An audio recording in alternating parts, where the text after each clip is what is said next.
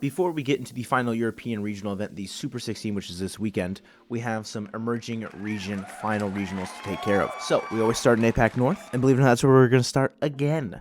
Main takeaways here. Detonator and Tokyo Verde is now a two-horse race. No other teams are really like putting up a great fight against them. Age Elite. Aki came in and subbed in for Maru and Shaolan at different points during the tournament.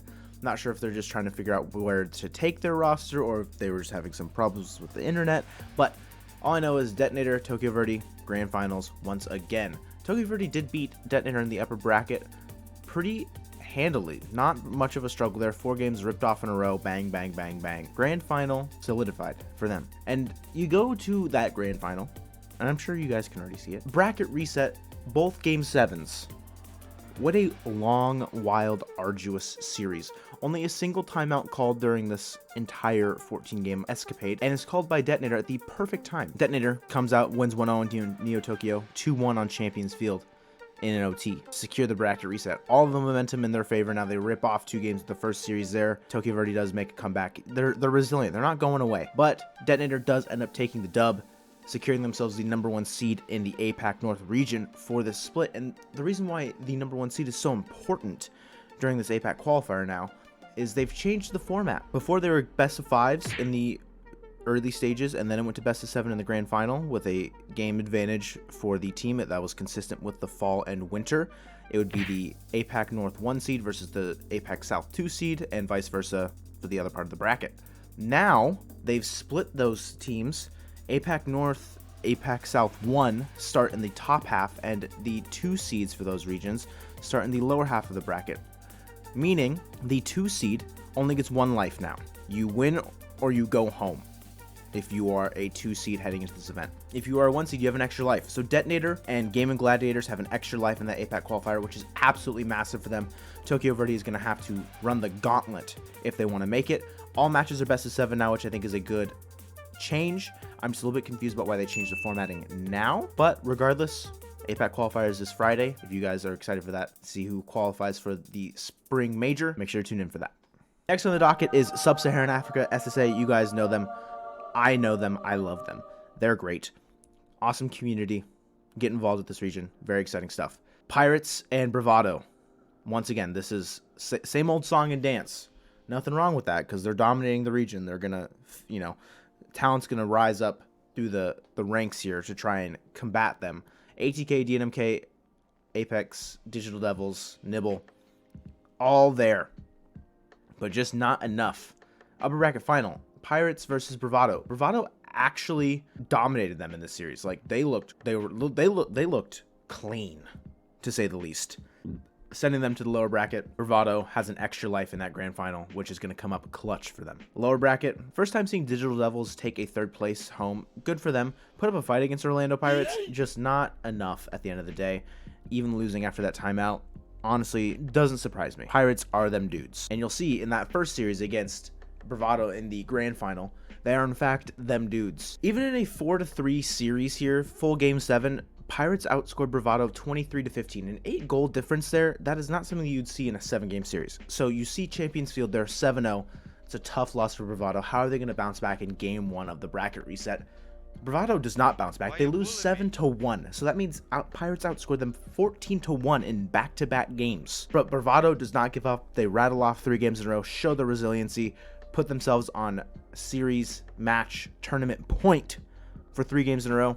And Bravado on Champions Field, 2nd series, Bravado outscored the Pirates by a score of 4-1, solidifying themselves as back-to-back regional champions in the SSA region. Heading into Worlds, the wildcard stage for them.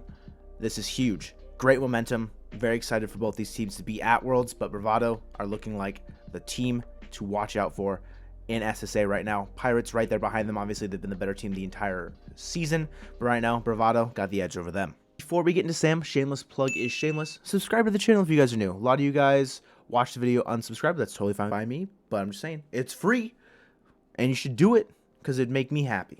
Sam, this region has been 4 teams the entire split. Certain ones kind of taken matches here and there like Nova Saavi, Leviathan, Hawks, Atypical, sneaking in some top 6s there. But the 4 teams have been Furia, Crew, Team Secret, and the Club. All 4 had a chance at clinching their spring major spot here. Crew and the Club need a little bit more work to do. Crew does lose in these lower semis by a sweep. They were 1-goal games the entire time, 3 OTs. Really tough series for them to lose there to Team Secret, but Secret does edge them out, proving that they are still the better team there.